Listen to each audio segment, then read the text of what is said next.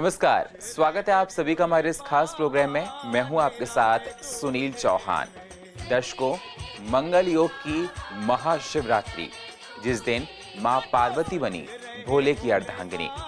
महाशिवरात्रि का पर्व हम सबके बीच में है। साल भर हम लोग इस पर्व को लेकर बहुत उत्सुक रहते हैं और ये आज पर्व हमारे बीच में है। तो आज दर्शकों हम आपको बताएंगे कि महाशिवरात्रि का महत्व क्या है, महाशिवरात्रि का अर्थ क्या है। महाशिवरात्रि के दिन अगर भगवान भोलेनाथ की पूरे विधि विधान के साथ उपासना की जाए तो हमको क्या मिलता है, कौन से मंत्र हैं जिस भगवान के जपने से हमको उनकी असीम कृपा मिलती है। साथ ही साथ आपको बताएंगे महामृत्युंजय मंत्र के बारे में आज विशेष बातें, और आज के दिन अगर रुद्राभिषेक कराया जाए तो क्या विशेष महत्व मिलता है, और कौन सी राशियों के लिए इस बार महाशिवरात्रि बहुत कुछ लेकर आई है। इन सारी बातों पर चर्चा करने के लिए हमारे साथ ज्योतिषाचार्य दीपक जी हैं। अभिनंदन है आपका। जय श्री राधे। दीपक जी आपको बताएंगे, समझाएंगे महाशिवरात्रि के बारे में, लेकिन उससे पहले आप एक छोटी सी रिपोर्ट देखिए। मंगल योग की महाशिवरात्रि, जिस दिन माता पार्वती बनी भोलेनाथ की अर्धांगिनी। महाशिवरात्रि पर ऐसा क्या करें जिससे भगवान भोलेनाथ हमारे मनोरथ सिद्ध करें। अगर दही से अभिषेक भोलेनाथ का हो तो जीवन में क्या मिलता है, पूजा की विधि और शुभ मुहूर्त क्या है। शादी विवाह हेतु परेशानी है तो क्या करें महाशिवरात्रि पर। संतान सुख की प्राप्ति के लिए क्या करें। महामृत्युंजय मंत्र का जाप इस दिन करने से क्या मिलता है। रुद्राभिषेक इस दिन क्यों कराना चाहिए। शिवरात्रि और महाशिवरात्रि में क्या अंतर है। हिंदू धर्म में महाशिवरात्रि का विशेष महत्व होता है। इस साल महाशिवरात्रि का पर्व 1 मार्च मंगलवार को मनाया जा रहा है। फागुन मास के कृष्ण पक्ष की चतुर्दशी को महाशिवरात्रि का व्रत के दिन भगवान शिव के साथ साथ माता पार्वती की पूजा की जाती है। पूजा करो, ध्यान चरणों में इसके धरो। शिव शंकर को जिसने पूजा उसका ही उद्धार। मान्यता है कि इस दिन रुद्राभिषेक करने से भक्त के हर मनोकामना पूर्ण होती है। इस दिन भगवान शिव और माता पार्वती का विवाह हुआ था, जिसे श्रद्धालु बड़े ही धूमधाम से मनाते हैं। मंदिरों में भगवान भोलेनाथ का अभिषेक कर रहे हैं। इस दिन शिव मंदिर में भक्तों की भारी भीड़ देखी जा रही है। शिवरात्रि और महाशिवरात्रि अलग अलग महीने और दिन में पड़ते हैं। कई लोग आज भी इस बात को नहीं जानते कि शिवरात्रि और महाशिवरात्रि में क्या अंतर है। हर हर महादेव शिव शंभु, हर हर महादेव शिव शंभु, हर हर महादेव शिव शंभु, हर हर महादेव शिव शंभु।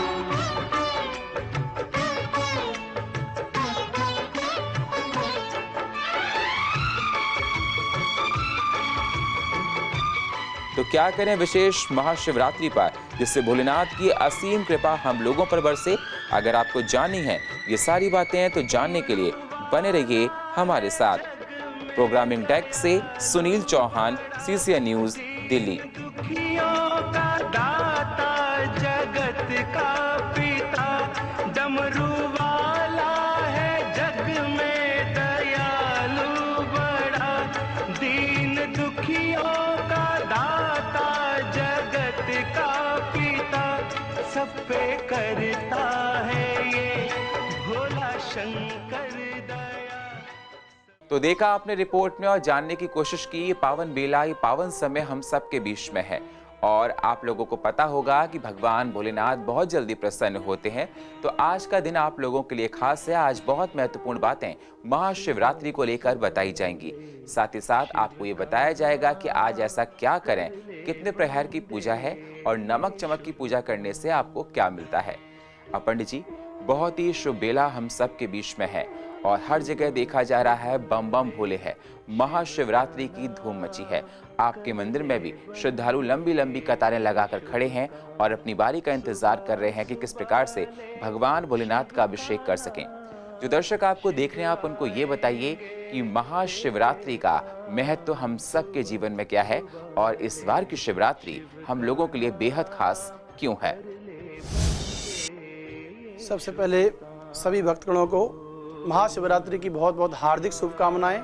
ये शिवरात्रि आप सबके जीवन में अपार धन की वर्षा हो, सुख समृद्धि का वास हो और सभी के लिए शुभकारी मंगलकारी हो। जैसा कि आप लोग देख रहे हैं कि आज ये शिवरात्रि का महाविशेष पर्व मनाया जा रहा है। ये शिवरात्रि तो वैसे देखा जाए तो महीने में आती ही रहती है, हर महीने आती रहती है शिवरात्रि, लेकिन कुछ विशेष होती है जो ये फाग के महीने में कृष्ण पक्ष की चतुर्दशी के दिन आज जो मनाई जा रही है, महाशिवरात्रि बोली जाती है। और महाशिवरात्रि तो महा लग गया तो महा का मतलब विशेष हो गई। और शिवरात्रि में भगवान भोले की कृपा प्राप्त करने के लिए उनकी मन से, भाव से, प्रेम से निष्कपट होकर के और भगवान भोलेनाथ का जो है ध्यान करें, भगवान का पूजन करें, जप करें, अनुष्ठान करें, रुद्र अभिषेक करें। और जिस प्रकार जैसे भी आप भाव से भगवान का भजन कीर्तन करेंगे, वैसे ही ये शुभ महाशिवरात्रि आपको शुभ मंगल परिणाम अवश्य ही दे करके जाएगी। बिल्कुल पूरे भाव के साथ, परिवार के साथ आज के दिन हम लोगों को भगवान भोलेनाथ का अभिषेक करना है और जिससे आपने कहा कि मंगल हम लोगों को देकर जाएगी। पंडित जी, अगला सवाल मैं आपसे जानना चाहता हूं कि शिवरात्रि और महाशिवरात्रि में अंतर क्या है, क्योंकि बहुत से लोगों के मन में इस बात की उलझन होती है, उनको ये पता नहीं होता कि शिवरात्रि और महाशिवरात्रि में अंतर क्या है और महाशिवरात्रि पर विशेष संयोग क्या बन रहा है। जी बिल्कुल, ये बहुत विशेष बात है। शिवरात्रि महाशिवरात्रि तो लोग कॉमन सोच रखते हैं, बराबर समझ लेते हैं, ऐसा नहीं है। शिवरात्रि में कहा गया है कि भगवान भोलेनाथ का जन्म दिवस उपलक्ष्य मनाया जाता है और शिव जी की पूजा तब भी की जाती है बड़े धूमधाम से। लेकिन अब जो ये मना रहे हैं ये महाशिवरात्रि है। तो इस महाशिवरात्रि में आपको गततः ज्ञात होगा कि भगवान भोलेनाथ का शुभ पाणिग्रह संस्कार हुआ था, अर्थात विवाह हुआ था। और विवाह के समय ये महाशिवरात्रि मनाई गई थी, उस रात्रि को महाशिवरात्रि कहा गया है। और अब की बार इस शिवरात्रि को प्रातःकाल 3:16 से 1 मार्च से लेकर के और 2 मार्च दोपहर 1 बजे तक शिवरात्रि का महासंयोग चलेगा। और इसके बीच में जो 4 पहर की पूजा है वो संध्याकालीन शाम को 6, साढ़े 6 बजे से प्रारंभ हो जाएगी और प्रातःकाल भोर तक चलेगी। अर्थात 4 पहर का जो रुद्र अभिषेक करते हैं उसका समय संध्याकालीन शाम से चल करके और प्रातःकाल तक का हुआ उसे माना जाता है। तो शिवरात्रि महाशिवरात्रि में यही फर्क है कि उस दिन जन्म दिवस के उपलक्ष्य में मनाते हैं और आज हम भगवान शिव के पाणिग्रह संस्कार के उपलक्ष्य में महाशिवरात्रि मना रहे हैं। बिल्कुल, बहुत सुंदर बात आपने बताई कि शिवरात्रि और महाशिवरात्रि में क्या अंतर होता है, क्योंकि एक शिवरात्रि हमारी पड़ती है सावन के सोमवार में जब जल भगवान को अर्पण किया जाता है और एक शिवरात्रि आज हम सब के बीच में है महाशिवरात्रि, जो मिलन की शिवरात्रि बताई जाती है। माता पार्वती और भोलेनाथ जिस दिन उनका मिलन हुआ था, विवाह हुआ था और आज के दिन को बहुत ही पुनीत हम लोगों के जीवन में माना जाता है। पंडित जी, अगला सवाल मेरा आपसे ये है, आपने सारी बातें हमको विधि विधान से बता दी, आप दर्शकों को ये बताइए कि आज के दिन कैसे पूजा करें, पूजा करने की विधि क्या है और कौन सी सामग्री भगवान भोलेनाथ को बहुत जल्दी प्रसन्न करती है। जी बिल्कुल, बहुत अच्छा प्रश्न है। पहली बात तो भगवान को सामग्री हम अर्पण करते हैं, लेकिन भगवान ने पहले ही बोला हुआ है कि भगवान भाव के भूखे हैं, प्रेम के भूखे हैं और मन में जो है शुद्ध आचरण व्यवहार करने से हम भगवान को अति शीघ्र ही प्रसन्न कर सकते हैं। इस शिवरात्रि की विशेष बात है, आपने एक पौराणिक कथा सुनी होगी कि एक बहेलिया था। वो क्या करता था, जंगल में जाकर के जीव जंतुओं की हत्या करके और उनको ला करके अपने परिवार का भरण पोषण किया करता था। उनके घर वाले उनको बोलते कि जाओ हमारे लिए कुछ खाने के लिए लाओ, तो बेचारा क्या करता, जंगल में जाता, धनुष बाण लेता, हिरण जो भी पक्षी मिलता उसको मार करके ला करके उनको दे देता। तो ऐसे ही एक दिन की बात है कि संयोग बस महाशिवरात्रि का दिन था और उसकी इच्छा नहीं जा रही थी कि आज मैं जंगल में जाकर के किसी की हत्या करूं। लेकिन उसके माँ बाप ने, परिवार ने उसको अग्रसर किया कि जाओ हमें भूख लगी है, बहुत उत्तेजना है और हमें तो कुछ चाहिए, खाना लेकर के आओ। तो उनके दबाव में आकर के वो धनुष बाण दे करके चलता गया, लेकिन इच्छा नहीं हुई। आखिर में सुबह का निकला, शाम हो गई, कुछ भी नहीं कर पाया। तो शाम के समय एक वृक्ष पे चढ़ गया और वहां से घात लगा करके देखने लगा। तभी अचानक वहां पर एक हिरण आया और सरोवर में जल पीने लगा। उस हिरण को आते ही उसने धनुष बाण तान लिया और जैसे ही धनुष बाण उसने ताना तो उसके हाथ से जो है कुछ पत्ते गिर गए नीचे। वो वृक्ष था जिस पर वो चढ़ा था वो बेलपत्र का वृक्ष था और नीचे उसे नहीं पता था, नीचे भगवान शिव जी की शिवलिंग थी, प्रतिमा बनी हुई थी। तो उसके हाथ से संध्याकालीन होते ही पहला पहर जो है प्रारंभ हो गया और जो बेलपत्र के पत्ते टूट करके जो उसमें भीग गए थे वो भगवान भोलेनाथ के ऊपर अर्पण हो गए और उसकी इस प्रकार से एक पहर की पूजा भगवान ने स्वीकार कर ली। अब पत्ता गिरने से हिरण को आवाज हुई। हिरण ने देखा कि अरे यहाँ तो ये बहेलिया मेरे को मारने के लिए उत्सुक है। तो हिरण ने उसको बातों में सुलझाया कि भैया मैं घर जा करके आता हूँ, अपने परिवार को बता के आता हूँ, मैं तेरे को वचन दे के जाता हूँ और मैं परिवार के साथ मिल के आता हूँ, फिर तू मुझे मार देना। उसने कहा ठीक है, ऐसा कह करके चला गया। दूसरा कोई पक्षी हिरण आया, ऐसे ही हर बार जो है वो धनुष तानता और चारों पैर में 4 बार उसने ये प्रयास किया। ऊपर से बेल के पत्ते आकर के गिरते गए। भगवान प्रसन्न, जैसे ही चौथी बार 4 पैर की पूजा हुई तो भगवान प्रसन्न उस बहेलिया से प्रसन्न हो गए और उसको आशीर्वाद दिया और वो धन्य हो गया। अर्थात देखो, पत्ते से, भांग से, धतूरे से, बेलपत्र से, गुलाल से, इत्र से, रुद्राक्ष से बहुत सारी ऐसी वस्तु हैं जिनको भगवान भोलेनाथ के ऊपर आप अर्पण करेंगे तो महादेव की कृपा आपके ऊपर अत्यंत शीघ्र से प्राप्त होगी। और भगवान को तो भोलेनाथ भी कहा गया है, जो कोई ना ले वो भगवान को अर्पण कर दो, वो उसी से प्रसन्न हो जाते हैं। बिल्कुल, बहुत अच्छी बात पंडित जी ने आपने बताई दर्शकों को, और हम सभी लोगों से ये अनुग्रह करते हैं कि आप लोग भगवान के दर्शन कीजिए और आज शिवालय में ज़रूर जाइए और भगवान से अपने मनवांछित वर को मांगिए। पंडित जी, अगला सवाल मैं आपसे ये करना चाहता हूँ, आपने ये बात बता दी। आज के दिन आपने कहा कि 4 पहर की पूजा की जाती है, आपने बता दिया कि शुभ मुहूर्त क्या है। आप दर्शकों को ये बताइए कि आज के दिन अगर रुद्राभिषेक कराया जाए तो उसका विशेष महत्व क्या है? बिल्कुल, रुद्राभिषेक एक भगवान शिव जी की विशेष पूजा है और वैसे तो आप कभी भी किसी भी समय कहीं भी पर भी करा सकते हैं, लेकिन महाशिवरात्रि के दिन अगर आप भगवान का रुद्राभिषेक करते हैं तो उसमें कुछ विशेष वस्तुएं होती हैं, जैसे कि पंचामृत हो गया, दूध दही शहद गंगाजल हो गया, भांग धतूरा आदि हो गए और बहुत सारी वस्तुएं हैं, उनको इकट्ठा करके जो यथाशक्ति आप ला सकते हो, ला करके भगवान शिव जी का शिव परिवार के साथ अगर आप रुद्र अभिषेक करते हो, रुद्र का पाठ किसी आचार्य से करवा करके और भगवान शिव जी पर जल की धारा से ही अभिषेक करते हो तो भी महादेव प्रसन्न हो जाते हैं। क्योंकि भगवान का रुद्र का जो अवतार है शिव जी का, वो रुद्र अभिषेक और जो मंत्र की जो भगवान के जो आचार्य सुनाते हैं मंत्र, उससे भगवान महादेव अति शीघ्र प्रसन्न होते हैं और रुद्र अभिषेक करने से जीवन में हम जो है सुख समृद्धि और ऐश्वर्य और दीर्घायु को प्राप्त कर सकते हैं। बिल्कुल, ऐश्वर्य और दीर्घायु इंसान के जीवन में आती है और रुद्राभिषेक कराया जाए तो हो सके दर्शकों आप लोग भी विधि विधान के साथ आज रुद्राभिषेक कीजिए। और जैसा मुझे ज्ञात मैं आप लोगों को बता दूं पंडित जी, आपसे मैंने सीखा है कि सबसे पहले अगर हो सके हम लोग मंदिर में रुद्राभिषेक कराते हैं जहाँ शिव का पूरा परिवार है। अगर संभव हो सके तो किसी नदी का तट हो तो और उत्तम माना जाता है, और अगर और संभव हो सके तो किसी जंगल में जहाँ पर सन्यासी लोग रहते हैं वहाँ रुद्राभिषेक किया जाए तो उसका फल अत्यंत ज़्यादा होता है। अगला सवाल पंडित जी मेरा आपसे ये है और मैं जानना चाहता हूँ, आपने कहा कि पंचामृत से भगवान का स्नान कराते हैं, अभिषेक करते हैं। जो जातक पंचामृत से भगवान भोलेनाथ का अभिषेक करता है, जो नमक चमक से अभिषेक करता है, उसको जीवन में क्या मिलता है? बिल्कुल, भगवान शिव जी के देखो बहुत सारे स्वरूप हैं और 12 ज्योतिर्लिंग आप सभी ने जो है देखे होंगे, पढ़े होंगे, भगवान शिव जी का ही स्वरूप है। अर्थात जो भी समस्या हमारे घर में, परिवार में, हमारे संसार में इसमें जो चल रही हैं, उनमें से कुछ विशेष समस्याएं होती हैं।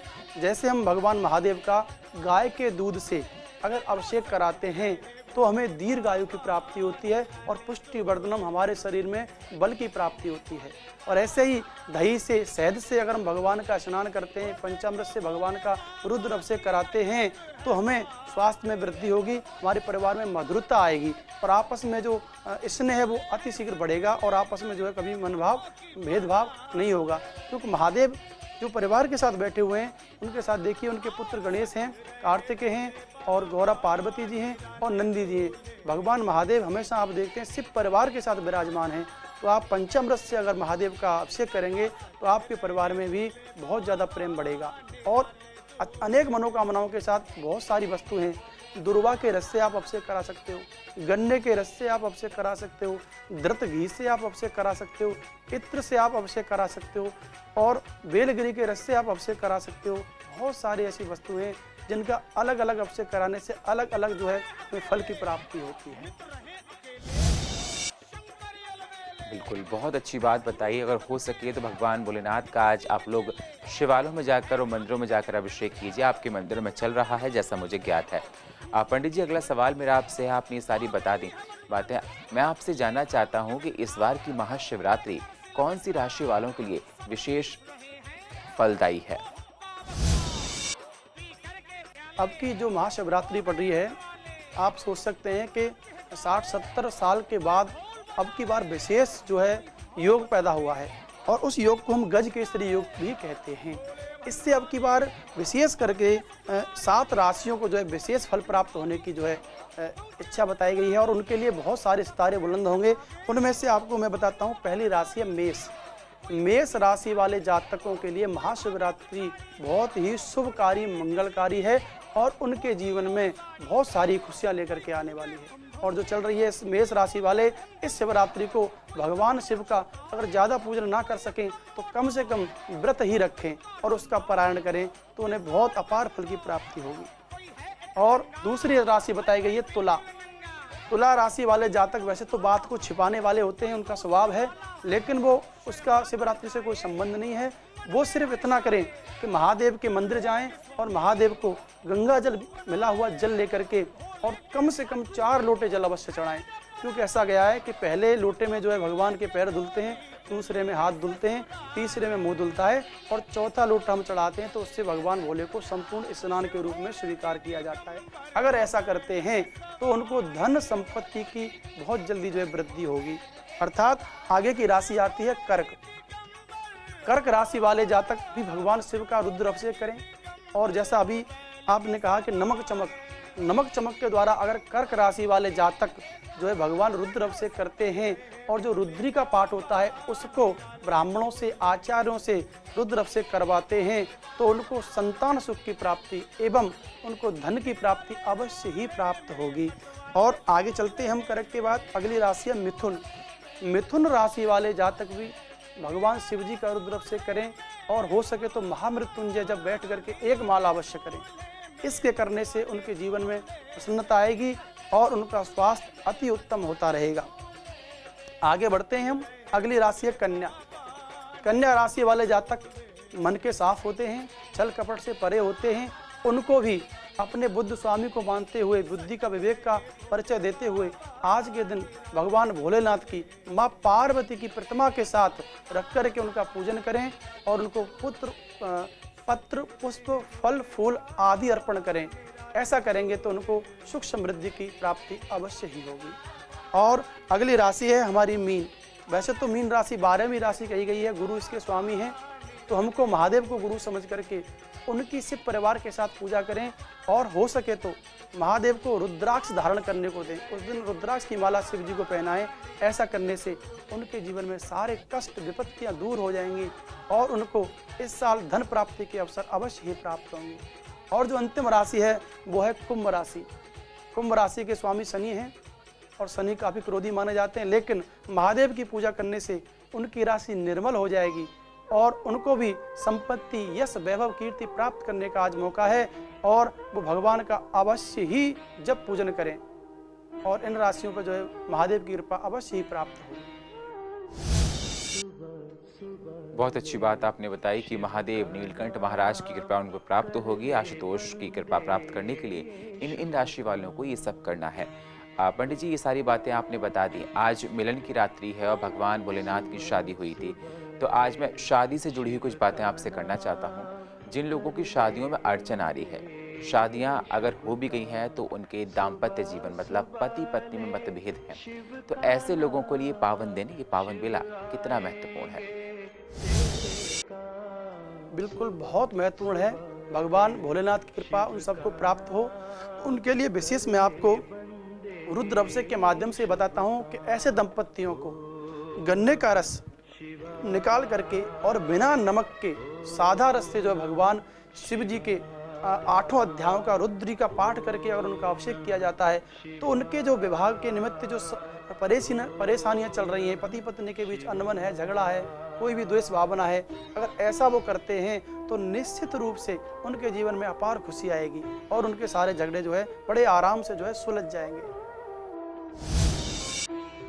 बिल्कुल, गन्ने का रस से अभिषेक करना बेहद शुभकारी माना जाता है। दर्शकों, अगर हो सके तो गन्ने के रस से अभिषेक जरूर करवाएं भगवान भोलेनाथ को, और हो सके तो दही का अभिषेक, पंचामृत का अभिषेक भी बहुत ज्यादा फलदायी माना जाता है।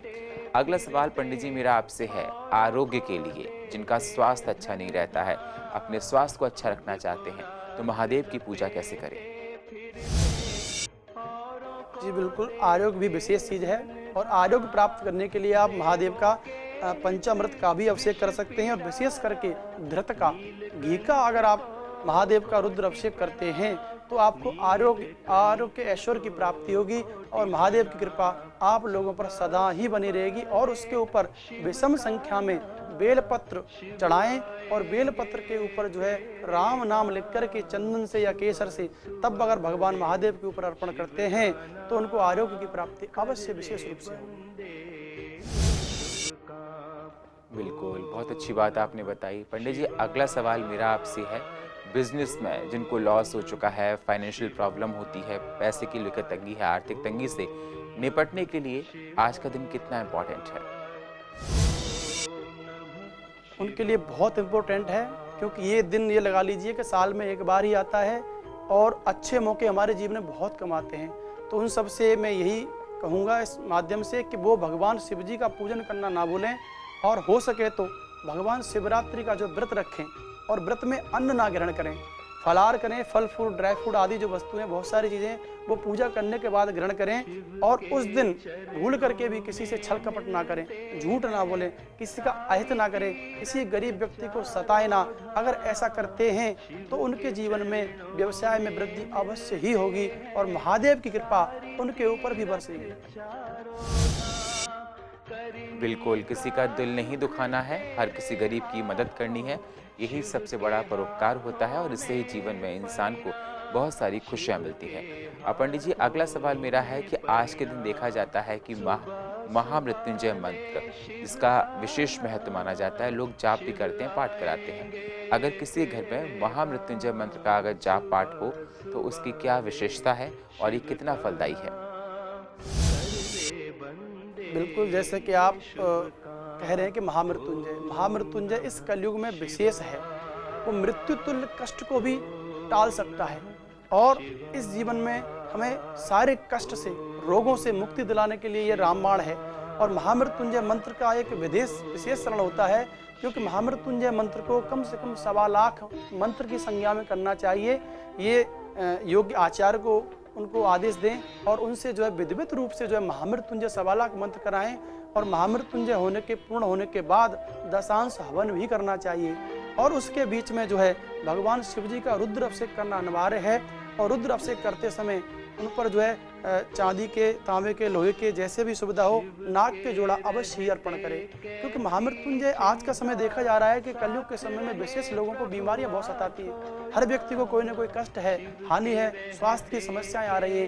तो अगर वो नित्य प्रतिदिन ज़्यादा नहीं, एक माला भी महामृत्युंजय या मृत्युंजय मंत्र की करते हैं तो उनके शरीर में आरोग्य, ऐश्वर्य और समृद्धि होने की संभावना है। और भगवान महादेव का मंत्र ये बड़ा ही सुंदर मंत्र है और इस मंत्र का अगर रोज जाप करते हैं तो हमें बीमारियों का भय मुक्त हो जाएंगे। अर्थात महामृत्युंजय मंत्र की पूजा अवश्य करें। नहीं कर सकते हैं तो कहीं सुयोग्य आचार्य या ब्राह्मण से किसी के मंदिर जाकर के वहाँ अवश्य ही करानी चाहिए। बिल्कुल, किसी अच्छे आचार्य से कहते हैं कि महामृत्युंजय का अगर जाप कराया जाए पूरे विधि विधान के साथ, और आपने कहा कि जब ये पूरा हो जाता है 1.25 लाख, उसके बाद एक हवन किया जाता है, तब ये पूर्ण माना जाता है। तो दर्शकों ये बहुत ज़रूरी है, अगर हो सके यथासंभव तो अगर महामृत्युंजय का मंत्र कराया जाए तो बहुत ही शुभकारी है। पंडित जी कौन सी राशियों के लिए गज केसरी योग बन रहा है? जी, विशेष करके हमने अभी आपको बताया कि 7 राशियों पर तो अपार कृपा बरसेगी, लेकिन जो गज केसरी योग है अब की बार 5 राशियों के आया है। उसमें मेष, वृष, मिथुन, सिंह और तुला, ये 5 राशियों पर गज केसरी योग बना हुआ है।